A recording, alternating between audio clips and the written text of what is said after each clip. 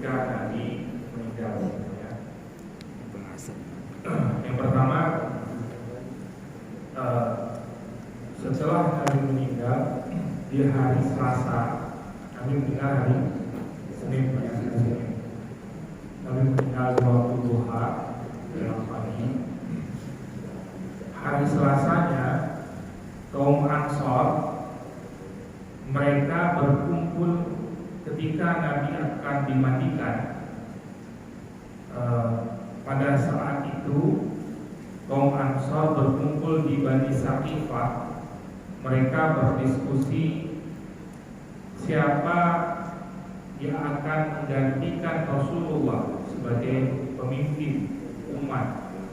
Karena ketika kalau kita meninggal langsung diurus cepat gitu ya. Tapi ketika ini pemimpin yang meninggal, jadi sebelum beliau dimakamkan sudah harus ada pemimpin yang menggantikan. Karena ini kalau tidak umat akan bahaya, tidak ada yang menyatukan, rawan sekali terjadi konflik. Maka kaum Ansar menurut Madinah mereka berkumpul di Bani Saqifah, di mana mereka berdiskusi gitu ya. Nah, di antara pimpinannya itu Uwais bin Sa'idah dan juga Ma'ad bin Adi. Nah, mereka ini pada saat itu masih berada di Masjid Nabi atau masih berada di rumah Nabi, kediaman Nabi. Mendapatkan berita bahwa sukunya Ansar, mereka dari Ansar, sedang rapat. Mereka berdua langsung menuju ke Bani Saqifah. Karena pada saat itu jenazah Rasulullah diurusi oleh keluarga. Maka sedang pengurusan yang Ansar berkumpul di Bani Saqifah. Sayyidina Abu Bakar dan Sayyidina Umar dan juga Abu Ubaidah. Abu Ubaidah dari naik daun kan di kredit. Abu Ubaidah. Nah, Abu Ubaidah, Sayyidina Umar, Sayyidina Abu Bakar dan juga Sayyidina sahabat mulia Abu Ubaidah. Mereka bertiga mendapatkan informasi bahwasanya Ansar sedang berkumpul di Bani Saqifah, perkebunan. Maka 3 orang sahabat dari Muhajirin ini pun bergegas meninggalkan kediaman Rasulullah yang sedang menguruskan jenazahnya oleh keluarga khususnya. Mereka menuju juga ke Bani Saqifah.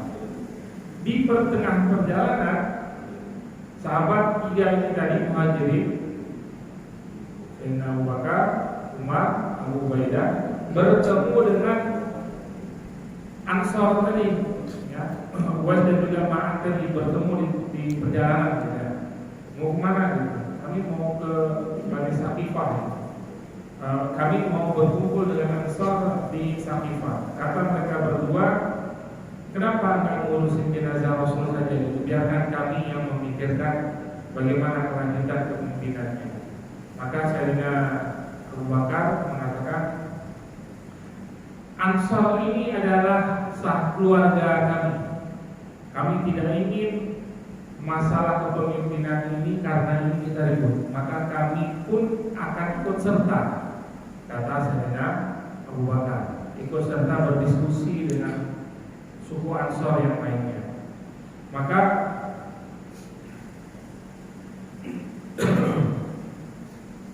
Sayyidina Abu Bakar berkata, kita akan berkumpul dengan saudara kita dari Ansar agar tidak terjadi perpecahan di tengah umat.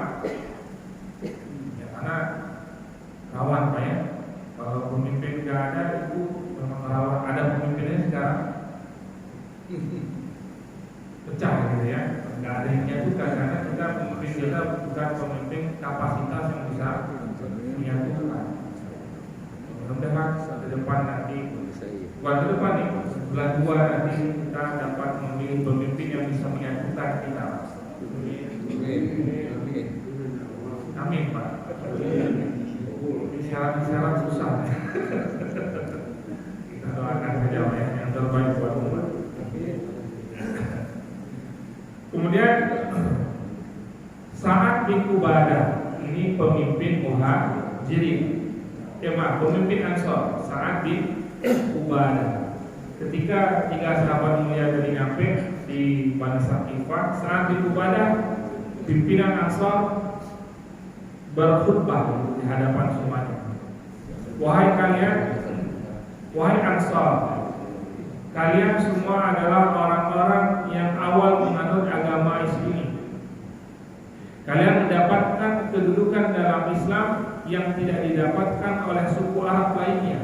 Kedudukan Ansor ini kan mulia, ya, sangat mulia. Bahkan Nabi mencintai orang Ansor. Penduduk Madinah ini penduduk yang Nabi cintai setelah penduduk Mekah. Dan kota Madinah kota yang beliau cintai setelah kota Mekah. Sesungguhnya Nabi Muhammad telah menghabiskan waktu beberapa tahun mendakwahi sukunya di Mekah agar menyembah Ar-Rahman dan meninggalkan menyembah berhala. Namun tidak ada yang beriman dari kaumnya, hanya sedikit saja mereka yang beriman. Ini saat bin Ubadah menceritakan kondisi penduduk Madinah di mana Nabi berasal. Bahwa penduduk Mekah di mana Nabi berasal, bahwa Madinah ini yang menolong Nabi loh. Ya, setelah Nabi berdakwah di penduduknya Mekah, tapi hanya sedikit yang beriman. Kemudian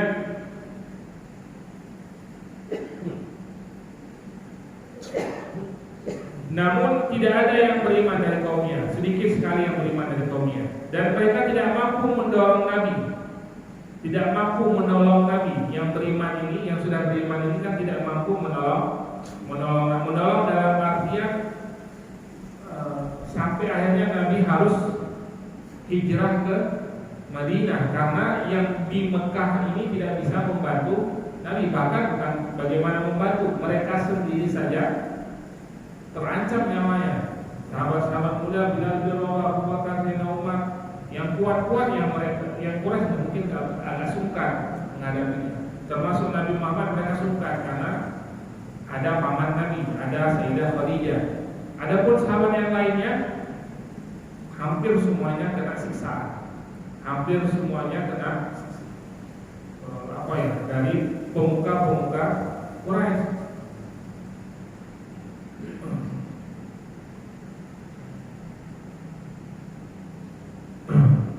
Bukan hanya tidak bisa menolong, tapi juga mereka tidak mampu untuk memenangkan agamanya.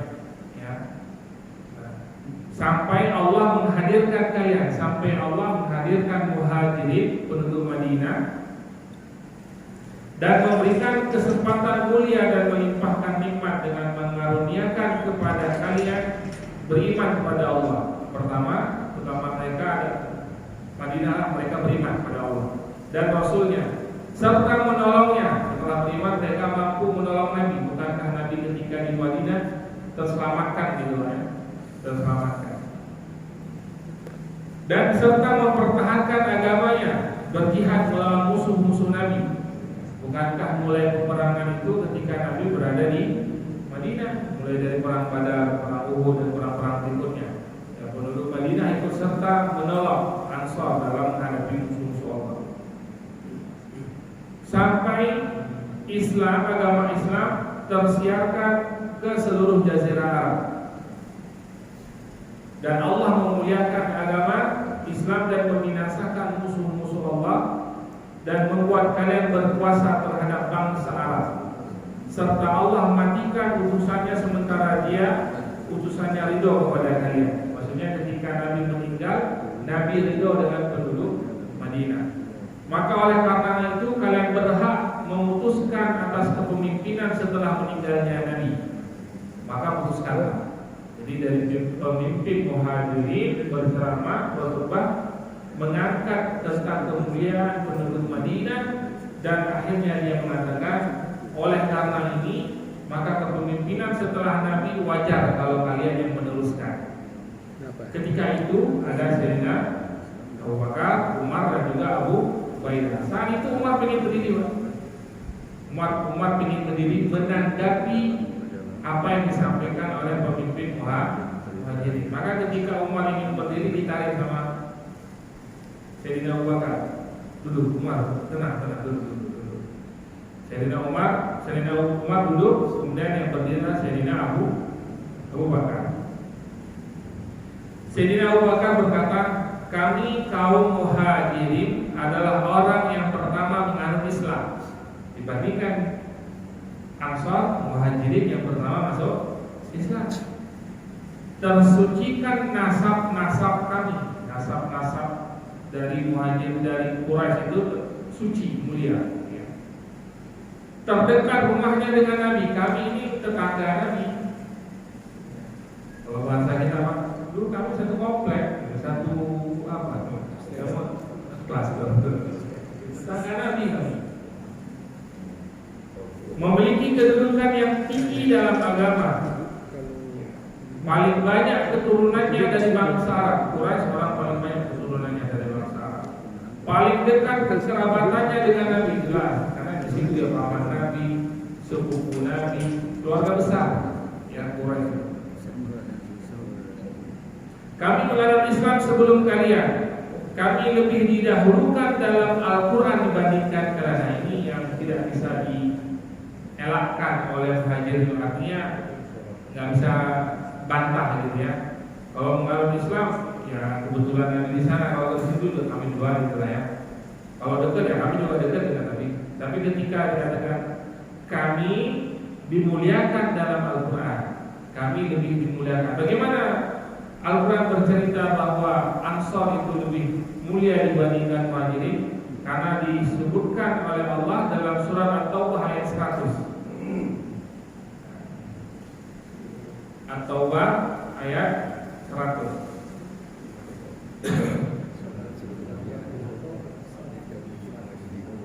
Ketemu Pak?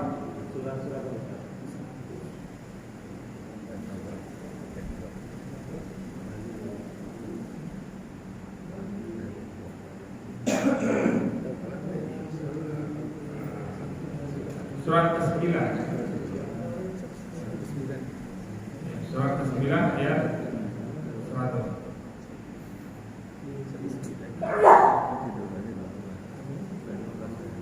Dan orang-orang yang terdahulu lagi yang pertama-tama masuk Islam di antara orang-orang Muhajirin dan Ansor dan orang-orang yang mengikuti mereka dengan baik.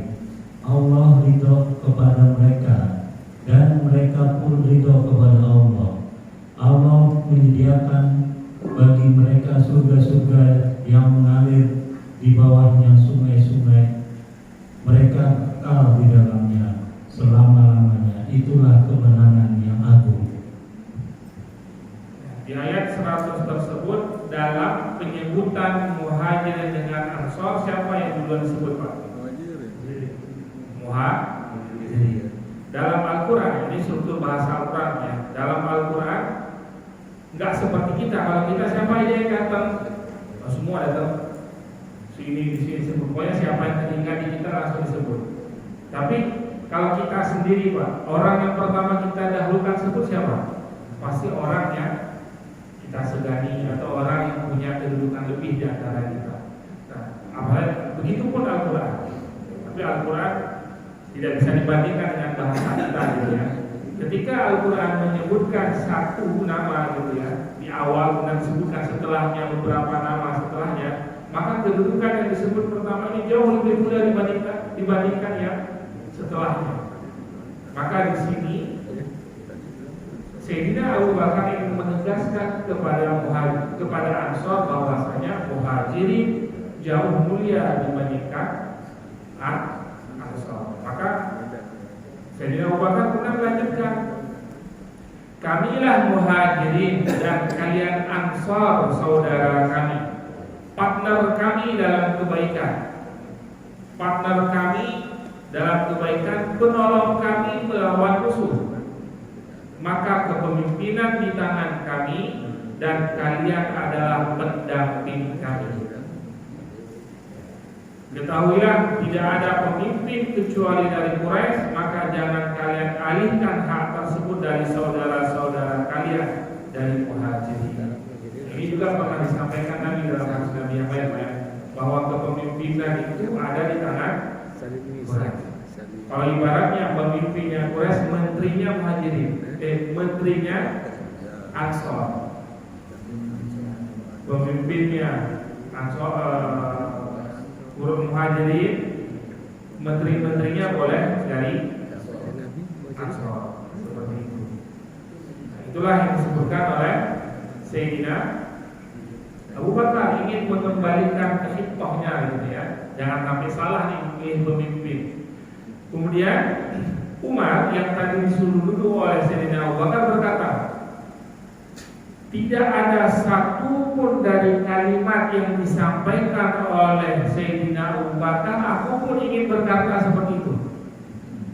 Sayyidina Umar ini dua orang mulia Rasulullah, sahabat Nabi, pasti punya pendapatnya yang tidak akan, ibaratnya gurunya sama, jawabannya pasti akan sama, nggak akan jauh beda. Maka Sayyidina Abu Bakar berkata, melanjutkan, kalau aku memilihkan untuk kalian pemimpin, karena tadi kan Sayyidina Abu Bakar mengatakan pemimpin itu dari Muhajirin. Maka Sayyidina Abu Bakar melihat dua temannya di belakang. Maka kata Sayyidina Abu Bakar,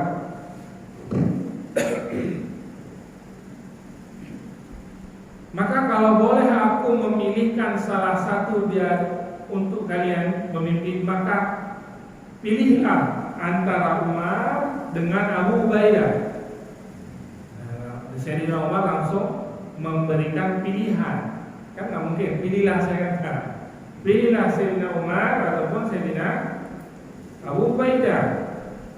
Umar berkata saat itu, kata Sayyidina Umar, dari semua perkataan Abu Bakar, inilah yang paling aku tidak setuju.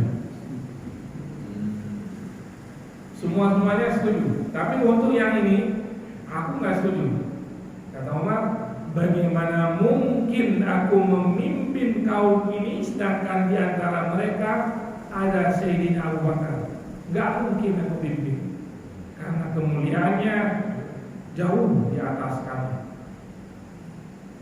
Kata Sayyidina Umar, pemimpin Ansor Sa'ad bin Ubadah itu pada saat itu sedang kurang sehat gitu Pak ya, kurang sehat. Dia tidak memberikan tanggapan apa-apa.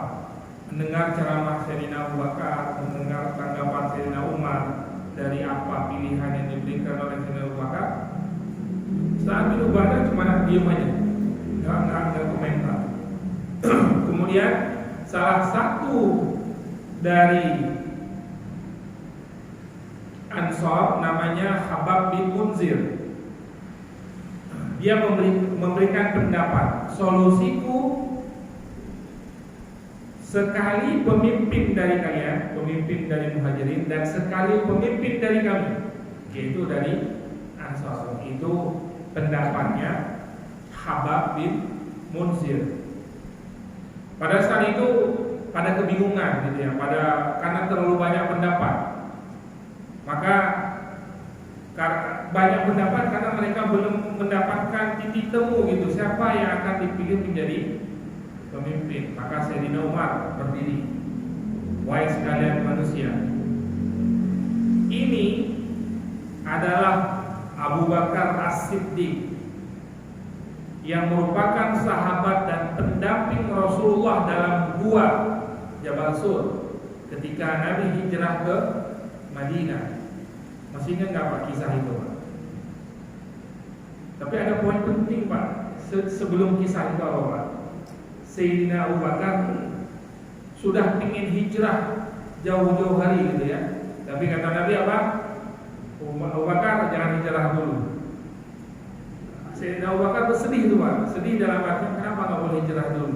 Tapi dalam satu sisi lagi bahagia, berdoa kepada Allah, mudah-mudahan akulah yang dipilih oleh Nabi nanti ketika akan hijrah.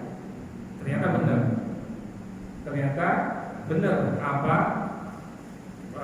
apa keinginan dari Abu Bakar. Makanya ketika Nabi siang-siang hari datang ke rumah Sayyidina Abu Bakar menyampaikan, wahai Abu Bakar, nanti malam kita hijrah. Itu Sayyidina Abu Bakar udah nyiapkan Pak, kudanya sudah siap. Pokoknya kapan Nabi kasih kode langsung udah tinggal berangkat. Bekal-bekalnya udah siap, tinggal berangkat aja. Nah maka Sayyidina Umar tadi menyampaikan ini Abu Bakar nih, dia yang menemani Nabi di dalam gua Sur saat hijrah ke Madinah. Dan juga dia yang diperintahkan oleh Nabi untuk mengimami kita sholat.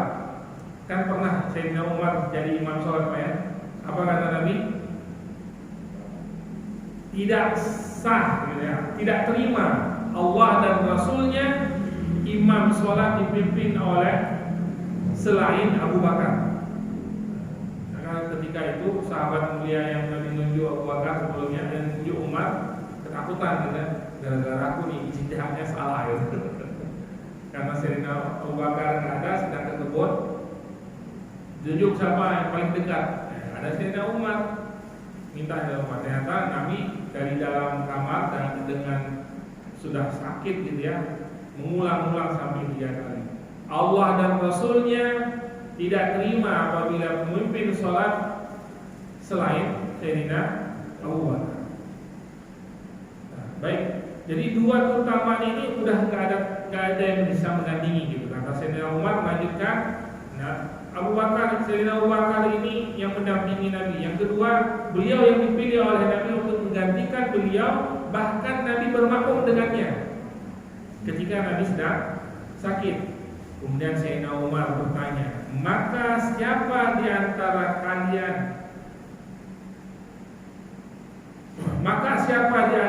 kalian yang sanggup untuk menandinginya, untuk melebihinya?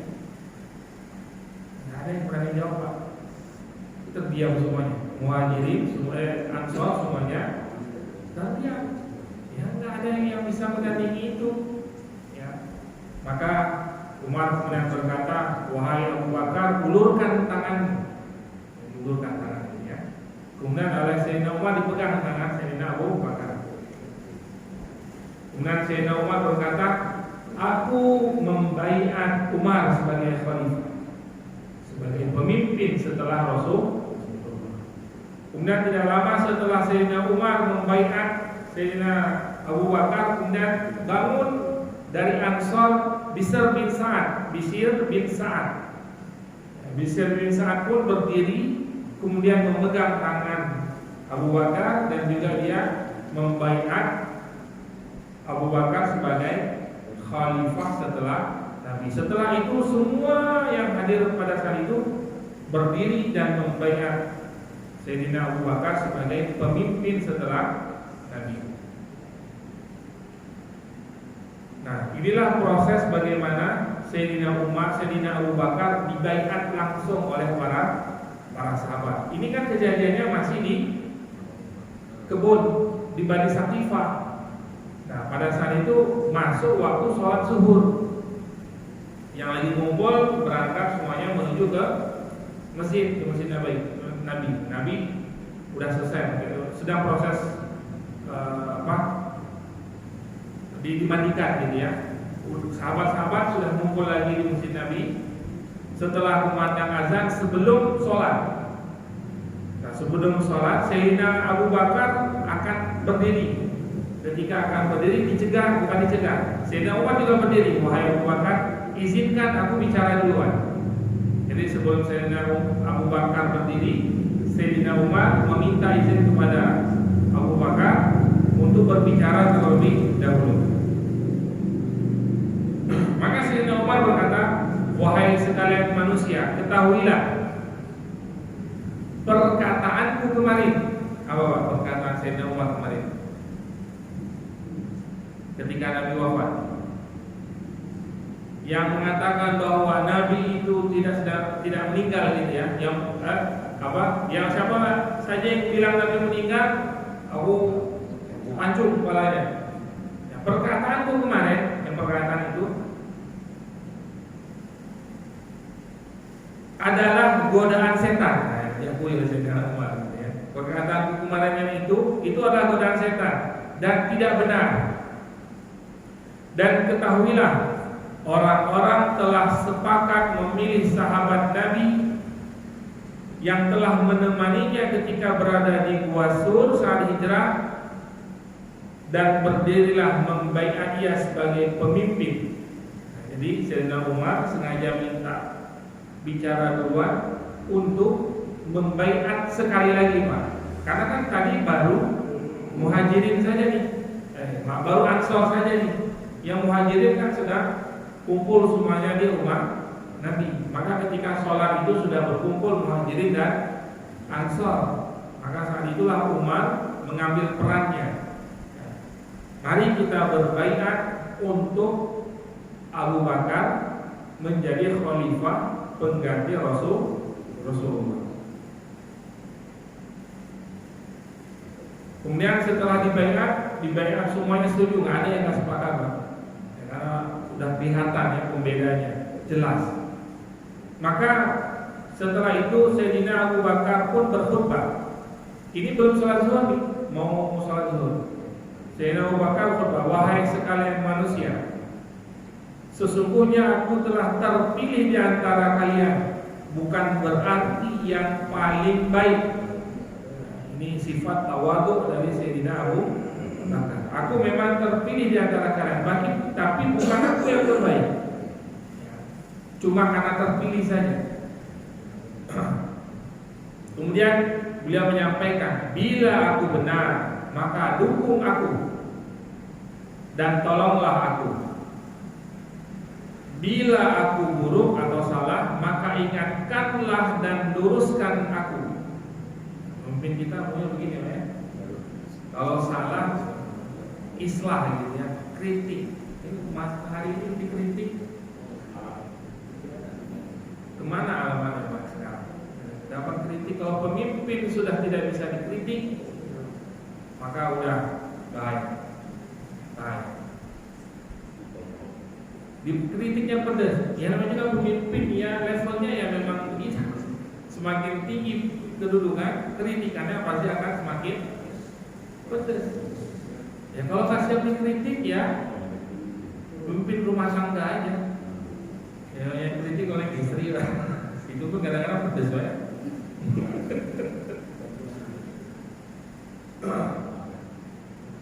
Bila aku buruk, maka ingatkanlah. Kalau salah ingatin, maka teringat Pak ya. Roisul Jumhur yang besar, siapa Presiden Mesir siapa itu yang di kudeta itu? Husni Mubarak. Husni Mubarak ketika selamat dari pembunuhan, ada ulama tangan kanan beliau itu ada seorang ulama Asy'ari ya, Syekh Asy'ari. Sidi Asy'ari. Nah, Asy'ari. Apa kata ulama ini? Wahai ya Sayyidul Jumhur gitu ya, wahai Roisul Jumhur ya, wahai Presiden. Kalau kamu benar, maka aku yang akan pertama sekali mendukungmu. Tapi ketahuilah, kalau kamu salah, aku yang pertama sekali mengkritik. Di depan banyak langsung Pak, nggak ada baik belakang. Di depan banyak langsung. Terus ini cuma hanya senyum aja.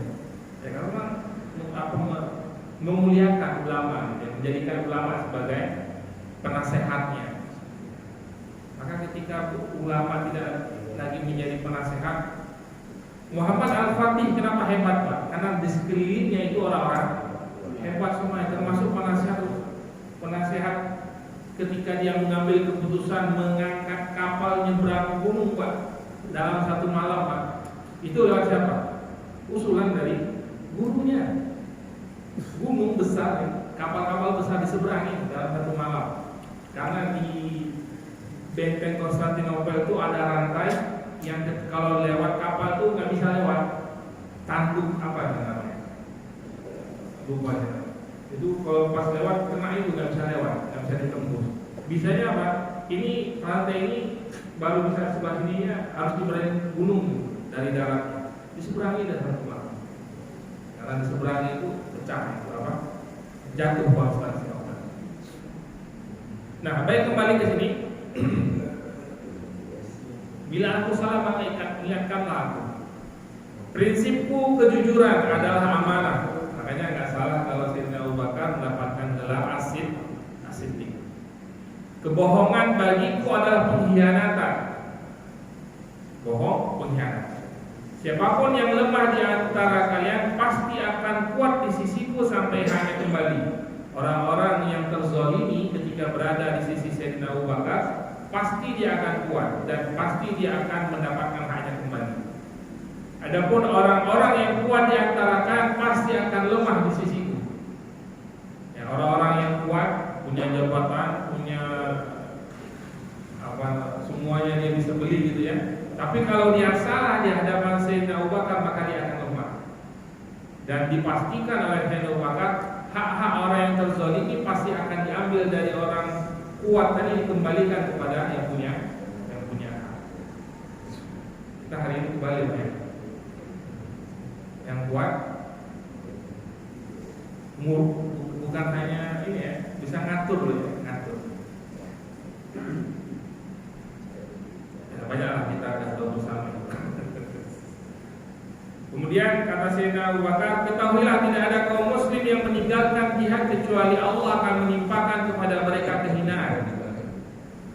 Kemudian ketahuilah tidak ada maksiat pada satu kaum melainkan Allah akan meratakan semua siksaan dan bencana. Taatlah kepadaku saat aku taat pada Allah dan Rasulnya. Bila aku tidak taat pada Allah dan Rasulnya, maka tidak ada ketaatan bagiku. Standarnya apa? Ketaatan. Tapi kalau bicara ketaatan, pasti orang itu sering ada di masjid. Kalau nggak tinggalin sholat lah gitu ya. Kalau pemimpin tinggalin sholat, kalau bahasanya Abu Bakar, kalau nggak taat sama Allah berarti apa? Tidak ada ketaatan bagiku. Aku nggak ditaati nggak apa-apa kalau aku tidak taat dengan Allah.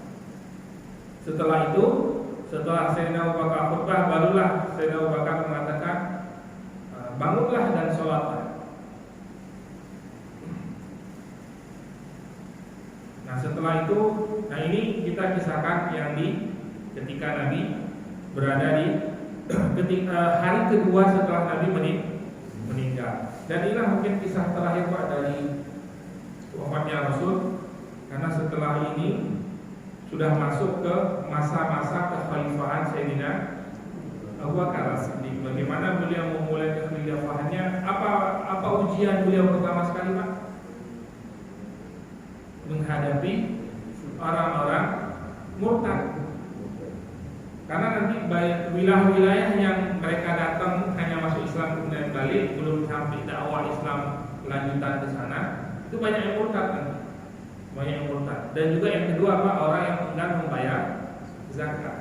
Sayyidina Umar ketika melihat kondisi seperti itu, yakin tak yakin dengan Sayyidina Abu Bakar? Bisa saya? Ini orang lembut sekali. Yang untuk jadi pemimpin gimana nih? Sanggup nggak ini? Karena menghadapi ujian yang cukup berat gitu ya. Tapi Sayyidina Abu Bakar membuktikan bagaimana tegasnya beliau. Ya, bahkan Sayyidina Umar gak kepikiran gitu ya. Apa kata Sayyidina Abu Bakar? Semua pasukan yang ada di Mekah, yang ada di Madinah keluar, perangi orang yang mengaku Nabi, perangi orang yang akan bayar zakat. Kata Sayyidina Umar, kalau dulu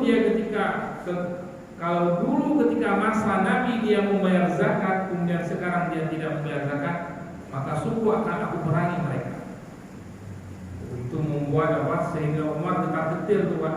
Ketika Sayyidina Abu Bakar mengeluarkan seluruh pasukan Pak, semua kekuatan yang ada di Madinah keluar semua.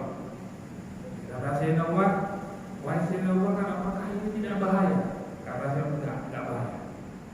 Beliau meyakinkan benar bahwa pasukan ini bisa mengalahkan pasukan-pasukan yang mengaku Nabi nanti ya, termasuk juga orang-orang yang murtad. Beliau tidak lama memimpin, hanya beberapa tahun nih. Tapi permasalahan ini selesai. Dari yang ngaku Nabi itu selesai masalahnya. Ya, nanti ada Musailamah kata, yaitu yang dibunuh oleh Wahsy dengan tombak yang sama ketika dia bunuh paman Nabi. Dan nanti ada beberapa, karena pada masa Sayyidina Umar, Sayyidina Abu Bakar ini Islam tidak mengekspansi keluar dulu, tapi apa? Menstabilkan kondisi dalam negerinya, menstabilkan kondisi di dalam negeri. Nanti ketika masa Sayyidina Umar baru ekspansi sampai ke wilayah Syam.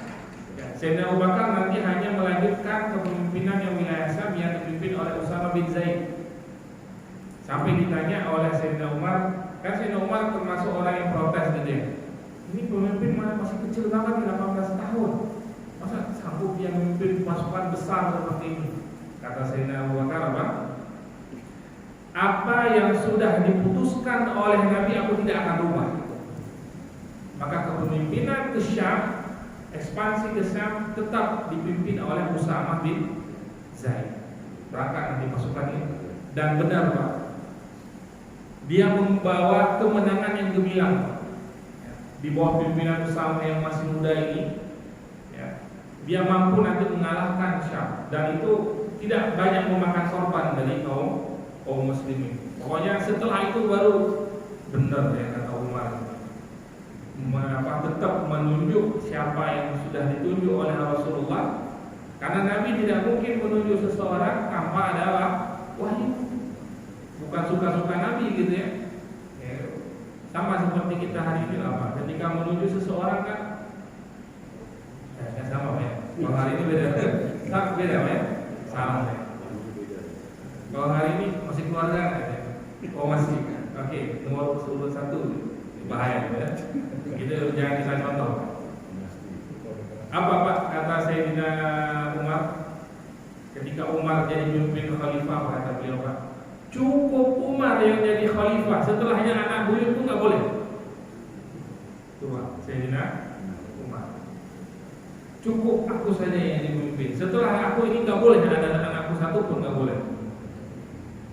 Tapi nanti ada buyut beliau ya, Umar bin Abdul Aziz ketika masa Abbasiyah masalahnya. Nah, itu 3 tahun memimpin kekuasaan Islam, wilayah kekuasaan Islam, 3 tahun dia memimpin. Wilayah kekuasaan Islam ada orang bayar zakat, tidak ada yang berhak menerima zakat Pak. Satu ngasih buat orang, ngapain kasih ke aku? Ini kan aku kasih buat kamu. Nolak. Akhirnya apa? Bayar zakatnya apa? Ngirim keluar. Kalau kita hari ini ada sembako murah, berurutan ya. Nah, kalau ada aja korban, kalau Ramadan itu sering ya. Itu nanti akan ada kisah. Baik, sedikit Isya berapa?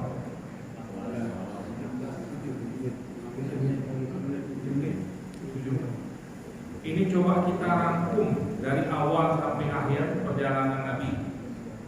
Tapi pasti ini nggak cukup waktunya. Insya Allah kalau nggak selesai malam ini, kita lanjut di pertemuan berikutnya, Pak ya. Pertemuan berikutnya. Nanti setelah kisah Nabi gimana? Kita lanjut ke Khulafaur Rasyidin atau udah stop? Lanjut. Lanjut ke Khulafaur Rasyidin, Pak ya. Tapi kita coba ringkas dulu, Pak ya.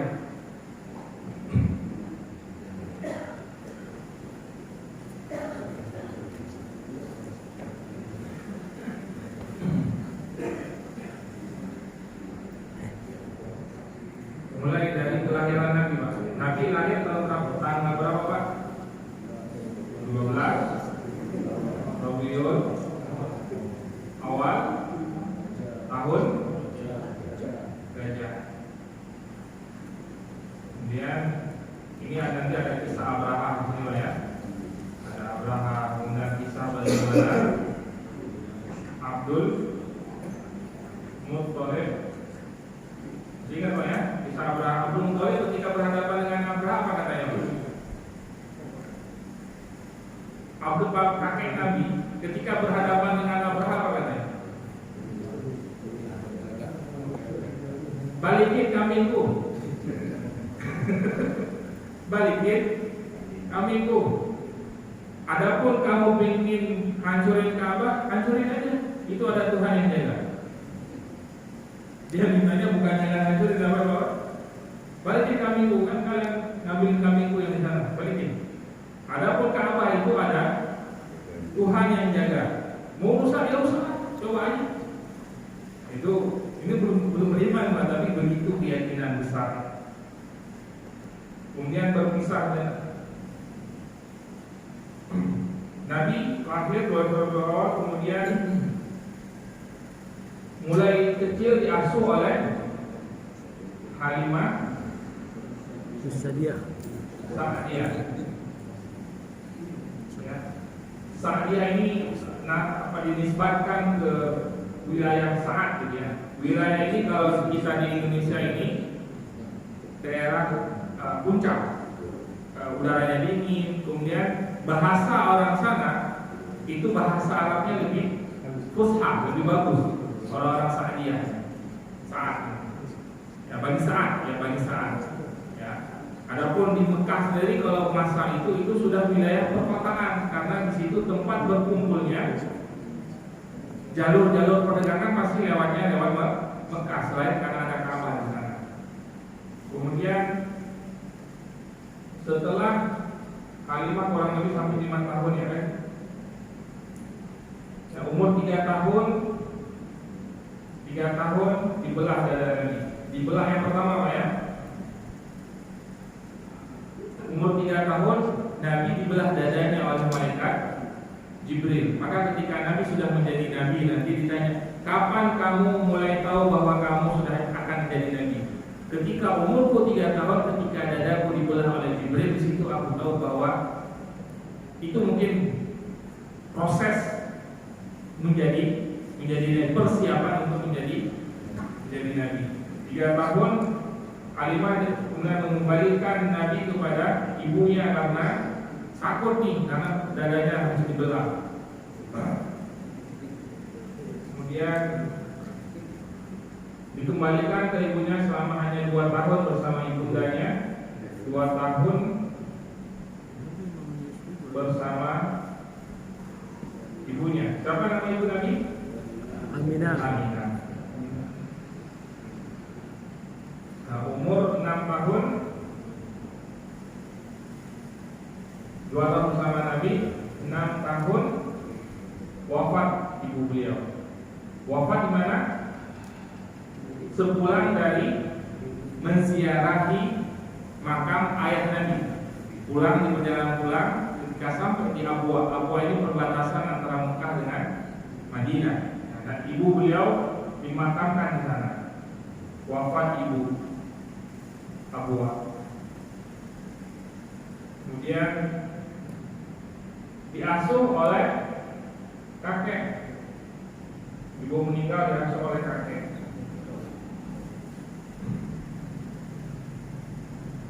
Kakek sampai umur 8 tahun, kemudian meninggal. Kakek umur Nabi sampai umur 8 tahun, kemudian meninggal kakeknya. Kakek Nabi meninggal, kemudian dilanjutkan diasuh oleh paman. Berarti dari umur 8 tahun sampai umur Nabi, sampai Nabi diangkat menjadi Nabi ya, sampai Nabi Muhammad diangkat jadi Nabi, beliau bersama dengan paman beliau. Nah, paman beliau ini punya banyak anak, namun tiap kali makan selalu Nabi Muhammad kalah gitu. Karena tahu kalau bahasa kita ngalah dengan anak, dengan sepupunya, anak kandungnya paman beliau Abu Thalib. Abu Thalib ya, dengan Abu Thalib. Kemudian bersama paman Nabi mulai dagang ya, dagang sampai beliau diajak dagang ke Syam, yang ketemu dengan pendeta Bahira. Disampaikan bahwasanya tanda kenabian ada pada anak ini, jangan sampai engkau lanjut ke Syam. Kalau orang Yahudi tahu, pasti dia dibunuh. Maka pada saat itu paman beliau mengambil kesimpulan membawa kembali Nabi ke Mekah. Kemudian umur 15 tahun ikut perang Hijaz. Perang Perang Fijar ini perang suku yang ada di Mekah. Ya. Pada saat itu Nabi ambil bagian dalam perang ini sebagai pemungut anak panah. Nabi nggak ikut perang langsung ya, tapi Nabi yang mengut-mengutin anak panah, mengutin anak panah kasihkan ke pasukan Quraisy.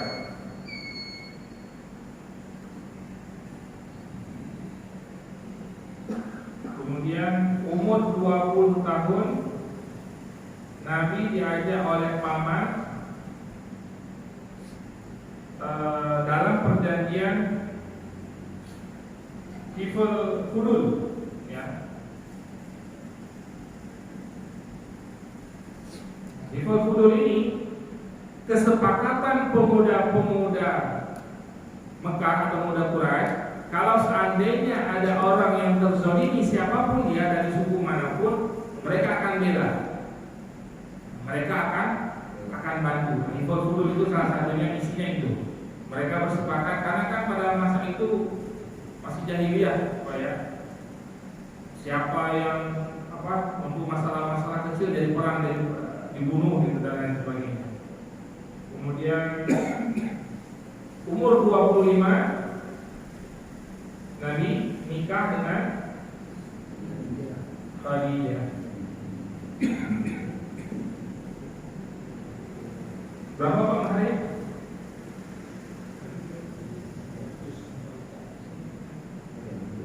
Maharnya persikan 100 ya kalau nggak salah.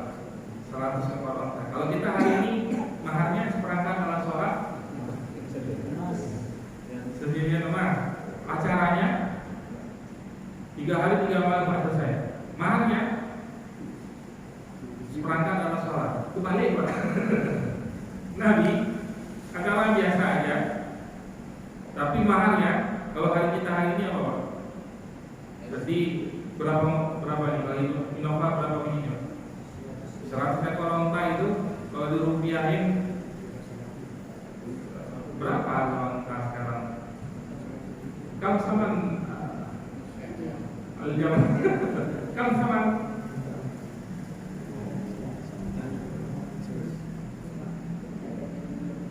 puluhan ya.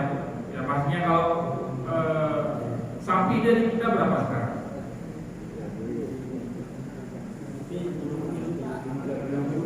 30 kalau yang besar ya.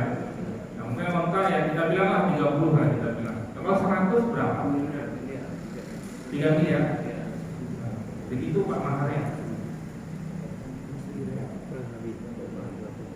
Baik, dikit lagi biar selesai ini ya. 25 nikah dengan Khadijah, kemudian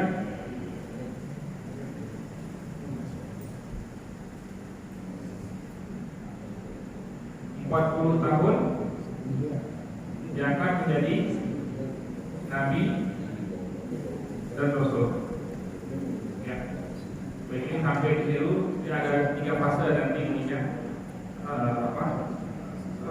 timeline-nya gitu ya, fase-fase dari awal Nabi kecil sampai nanti setelah ini ringkasan yang fase Mekah, kemudian baru terakhir fase Madinah.